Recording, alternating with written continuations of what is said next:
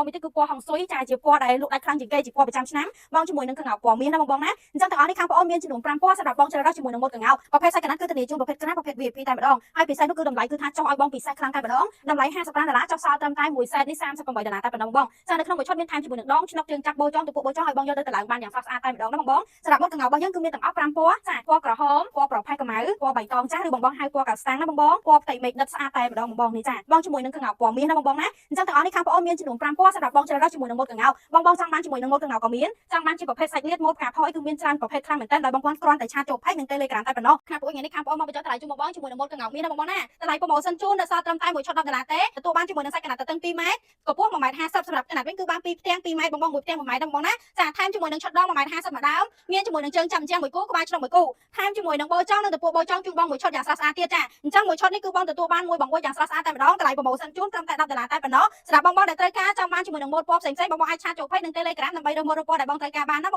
ង